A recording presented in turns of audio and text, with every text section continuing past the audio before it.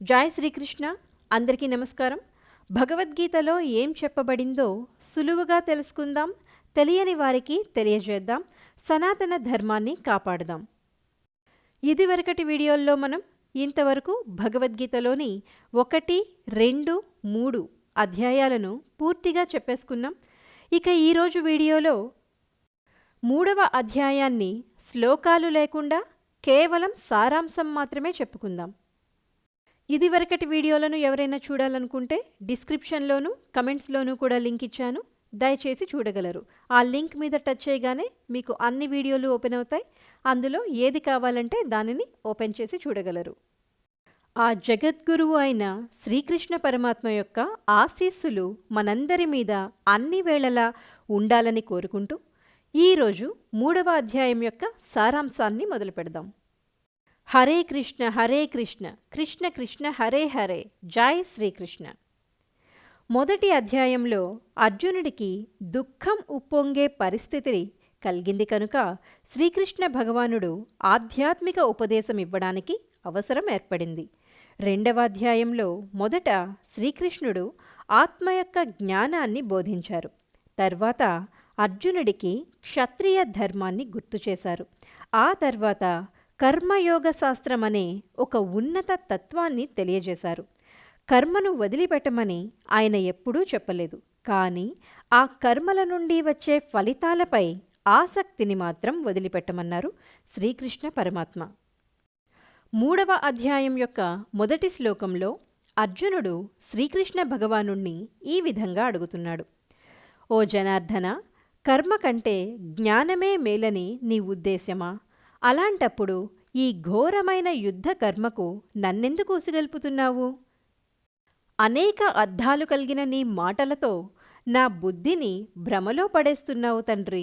అలా కాకుండా నాకు అత్యంత శ్రేయోదాయకమైన మార్గాన్ని ఖచ్చితంగా తెలియజేయు అని అర్జునుడు శ్రీకృష్ణ భగవానుడిని అడిగాడు. అప్పుడు శ్రీకృష్ణ పరమాత్మ ఈ విధంగా చెప్తున్నారు. ఓ పాపరహితుడా అర్జున, ఆత్మానుభూతిని పొందదలిచిన మానవులు 2 రకాలని ఇదివరకే నేను వివరించాను. ఒకరు దానిని జ్ఞానంతో కూడిన తాత్విక కల్పన ద్వారాను, మరొకరు భక్తి యోగం ద్వారాను అర్థం చేసుకోగలుగుతారు. కేవలం కర్మను చేయకపోవడం ద్వారా మనిషి కర్మఫలం నుండి బయటపడడు.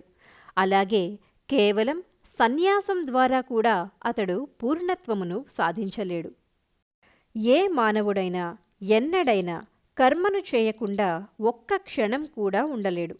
ప్రకృతి గుణాల ప్రభావాలకు లోనై కర్మలో ప్రేరేపించబడతాడు. అందువల్ల ప్రతివారు కర్మలు చేస్తూనే ఉంటారు. ఎవరైతే ఇంద్రియాలను బలవంతంగా బాహ్యంగా అరికట్టి మానసికంగా ఇంద్రియ విషయాలపై ధ్యాస పెట్టి వాటినే ఆలోచిస్తారో అతడు ఖచ్చితంగా తనని తాను మోసం చేసుకొని మిథ్యాచారి అనబడతాడు. అర్జున, మనస్సుతో జ్ఞానేంద్రియాలను స్వాధీనంలోకి తెచ్చుకొని కర్మేంద్రియాల ద్వారా నిష్కామ కర్మ చేస్తున్నటువంటి వాడు ఉత్తముడు. నీ కర్తవ్య కర్మ నువ్వు ఆచరించి తీరాల్సిందే. కర్మలు విడిచిపెట్టడం కంటే కర్మలు చేయడమే శ్రేయస్కరం. కర్మలు చేయకుండా మనిషి తన దేహాన్నైనా పోషించుకోలేడు. ఓ కుంతీపుత్ర, యజ్ఞము కొరకు చేయబడిన కర్మలు తప్ప ఏ ఇతర కర్మలు చేసినా లోకులు కర్మబంధనములలో చిక్కుపడతారు. కనుక ఫలాపేక్ష లేకుండా దైవ ప్రీత్యర్థమే నీ కర్మలను ఆచరించు. ఆ ప్రకారంగా నీవు బంధ విముక్తుడవై ఉంటావు. సృష్టి ఆరంభంలో ప్రజలను యజ్ఞయాగాలను సృష్టించి బ్రహ్మదేవుడు ఇలా అన్నాడు. యజ్ఞం మీకు కామధేను వలె సకల కోరికలను తీరుస్తుంది. ఈ యజ్ఞముచే మీరు పురోవృద్ధి చెందండి. ఎందుకంటే దీని ఆచరణ మీ సుఖమయ జీవనానికి మోక్ష ప్రాప్తికి కావలసిన సమస్తమును ప్రసాదిస్తుంది అని చెప్పి ఆశీర్వదించాడు. యజ్ఞములచే ప్రసన్నులై దేవతలు కూడా మీకు ప్రీతిని కలిగిస్తారు. ఆ విధంగా మానవులు దేవతల మధ్య పరస్పర సహకారముతో అందరికీ శ్రేయస్సు కలుగుతుంది. మనం చెయ్యాల్సిన ధర్మాన్ని భగవంతుడు ఇచ్చిన కర్తవ్యంగా భావించి చేసినప్పుడు ఆ పని యజ్ఞమవుతుంది. యజ్ఞం దేవతలను సంతోషపరుస్తుంది. అలాంటి యజ్ఞం వానలు కురిపించి ప్రజల జీవనోపాధికి అవసరమైన ధాన్యం అందిస్తుంది. ఎటువంటి స్వలాభం ఆశించకుండా పనిచేసేవారే జ్ఞానులు అని శ్రీకృష్ణ పరమాత్మ చెప్పారు. వివిధ జీవిత అవసరాలకు అధిపతులైన దేవతలు యజ్ఞ నిర్వహణ ద్వారా సంతృప్తి చెంది మీకు అన్ని అవసరాలను సమకూరుస్తారు. కానీ అటువంటి కానుకలను తిరిగి దేవతలకు సమర్పించకుండానే భోగించేవాడు నిశ్చయముగా దొంగ అవుతాడు. యజ్ఞాలు చేసి దేవతలకు అర్పించగా మిగిలిన పదార్థాలు భుజించే సజ్జనులు సర్వ పాపాల నుండి విముక్తులు అవుతారు. అలా కాకుండా తమ కోసమే వండుకుంటున్నవాళ్ళు పాపమే తింటున్నారు. దేహాలన్నీ ధాన్యముపై ఆధారపడి జీవిస్తాయి. ధాన్యము వర్షం వలన ఉత్పత్తి అవుతుంది. వర్షాలు యజ్ఞాచరణ ద్వారా కురవగా యజ్ఞము సత్కర్మల వల్ల సంభవిస్తుంది. నియమిత కర్మలు వేదాలలో చెప్పబడ్డాయి. అట్టి వేదాలు భగవంతుని నుండి వెలసాయి. అందువల్లనే విశ్వమంతటా వ్యాపించిన పరమాత్మ యజ్ఞంలో ఎల్లప్పుడూ ఉంటాడు. పార్థ, ఈ విధంగా వేదాలచే నిర్ణయించబడిన యజ్ఞ చక్రమును జీవితంలో అనుసరించనివాడు నిశ్చయముగా పాపి అనబడతాడు. కేవలం అతడు ఇంద్రియ ప్రీతికే జీవిస్తూ వ్యర్థముగా జన్మను గడుపుతాడు. కాని ఆత్మానుభూతితో కూడిన జీవితముతో ఆత్మలోనే ఆనందాన్ని పొందుతూ సంతోషంగా కలిగినవాడై ఆత్మలోనే తృప్తి చెందేవానికి చేయవలసిన కర్మ ఏదీ ఉండదు. అలాంటి ఆత్మజ్ఞానికి ఈ లోకంలో కర్మలు చేయడం వలన కానీ మానడం వలన కానీ ప్రయోజనం లేదు. స్వార్థ దృష్టితో సృష్టిలో దేనిని అతను ఆశ్రయించడు. అందుకే కర్మ ఫలాల పట్ల ఆసక్తి లేకుండా మనిషి విధిగా కర్మను చేయాలి. ఎందుకంటే ఫలాపేక్ష లేకుండా పనిచేయడం ద్వారా అతడు భగవంతునిని పొందుతాడు.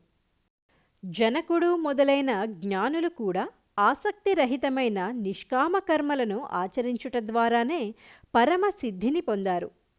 కనుక నువ్వు లోకక్షేమం కోసమైనా సత్కర్మలు చేసి తీరాల్సిందే.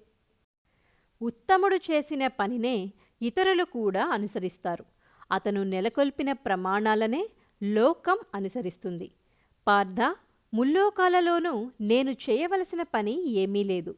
నాకు లేనిది కానీ కావలసింది కానీ ఏమీ లేకపోయినప్పటికీ లోక వ్యవహారాలు నిత్యము నేను నిర్వహిస్తూనే ఉన్నాను. అర్జున, ఏమాత్రము ఏమరపాటు లేకుండా నేను నిరంతరం కర్మలు చేయకపోతే ప్రజలంతా అలాగే ప్రవర్తిస్తారు. నేను కర్మలు ఆపివేస్తే ఈ లోకాలన్నీ నాశనమవుతాయి. అనవసరమైన ప్రజా సృష్టికి నేను కారణమవుతాను.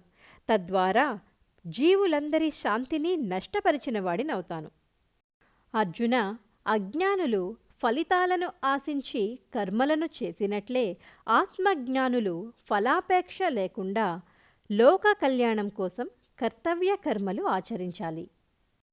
ఫలం కోరి చేసే పామరుల బుద్ధిని విజ్ఞులు వికలం చేయకూడదు. జ్ఞానయోగిగా సమస్త కర్మలు చక్కగా ఆచరిస్తూ ఇతరుల చేత కూడా ఆచరింపజేయాలి. ప్రకృతి త్రిగుణాల వల్ల సర్వకర్మలు సాగుతుండగా అజ్ఞాని అహంకారంతో కర్మలను తానే చేస్తున్నానని తలుస్తాడు. ఓ పరాక్రమశాలి, గుణాలు కర్మల యొక్క నిజస్వరూపం తెలిసిన తత్వవేత్త భక్తియుక్త కర్మకు కామ్యకర్మకు ఉన్నట్టి భేదాలను చక్కగా తెలుసుకొని ఇంద్రియ రూపాలైన గుణాలు విషయరూపాలైన గుణాల మీదే నిలిచి ఉన్నాయని గ్రహించి వాటి దగ్గరికి కూడా పోడు. ప్రకృతి గుణాలచే మోహితులైన వారు ఆ గుణకర్మలయందే ఆసక్తిని చూపిస్తారు.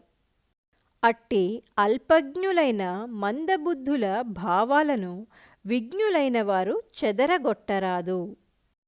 అందుకే అర్జున, నన్ను గురించిన పూర్తి జ్ఞానంతో లాభాపేక్ష లేకుండా నీవు చేసే సమస్త కర్మలు నాకు సమర్పించి వివేకంతో ఆశను మమకారమును సంతాపమును వీడి యుద్ధము చేయు. అసూయ లేకుండా శ్రద్ధాభక్తులతో నా యొక్క ఈ అభిప్రాయాన్ని ఏ మనుషులైతే అనుసరిస్తారో వారు కూడా కర్మబంధాల నుండి విముక్తులవుతారు. నేను ఉపదేశించిన ఈ నిష్కామ కర్మ యోగ విధానాన్ని నిందించి ఆచరించినటువంటి వాళ్ళు అవివేకులు, అజ్ఞానులు, భ్రష్టులు అవుతారని తెలుసుకో. జ్ఞానవంతుడైనా కూడా తన సహజ స్వభావం ప్రకారమే ప్రవర్తిస్తాడు. ప్రాణులన్నీ తమ తమ ప్రకృతి స్వభావాన్నే అనుసరిస్తాయి. అలాంటప్పుడు నిగ్రహం వలన ప్రయోజనమేముంది? ఇంద్రియాలకు, ఇంద్రియ విషయాలకు సంబంధించిన రాగద్వేషాలను క్రమపరచడానికి నియమాలున్నాయి. ఆత్మానుభూతి మార్గంలో ఇవి ఆటంకాల వంటివి కనుక అట్టి రాగద్వేషాలకు మనిషి వసుడు కాకూడదు. అవి మానవులకు బద్ధ శత్రువులు.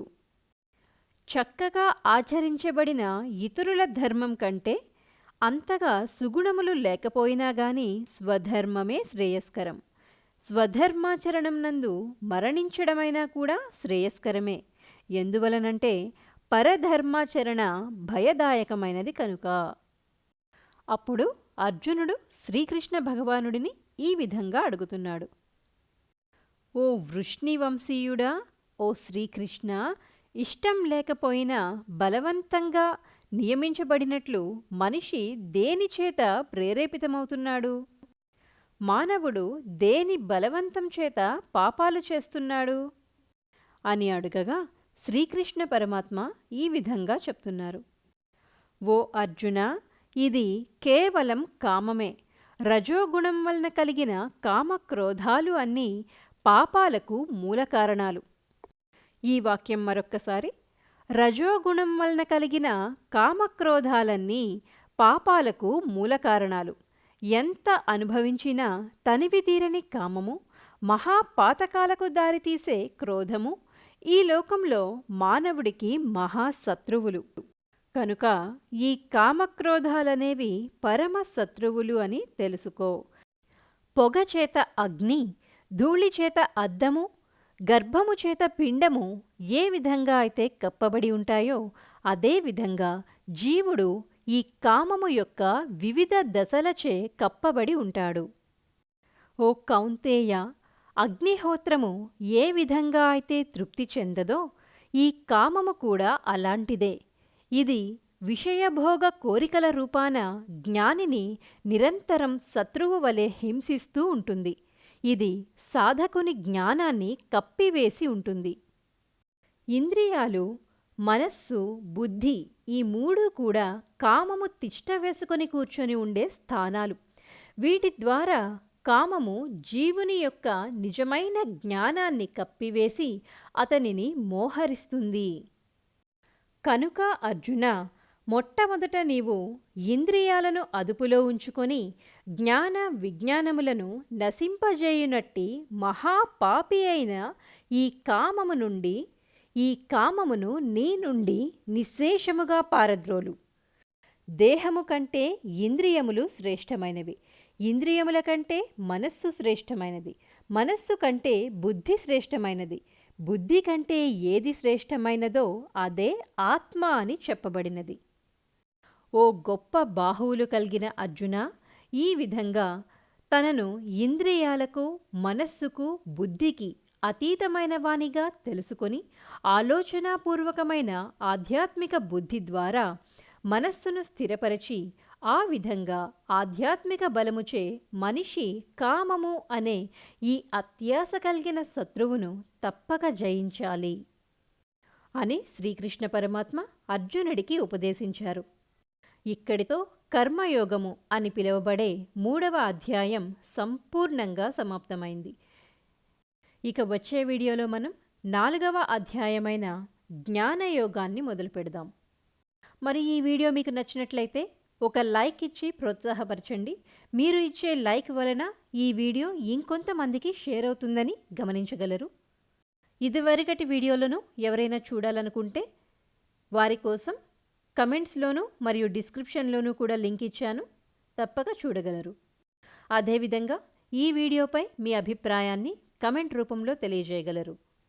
ఇంతవరకు మన ఛానల్ని ఎవరైనా సబ్స్క్రైబ్ చేసుకోకపోతే ఇప్పుడే సబ్స్క్రైబ్ చేసుకోండి.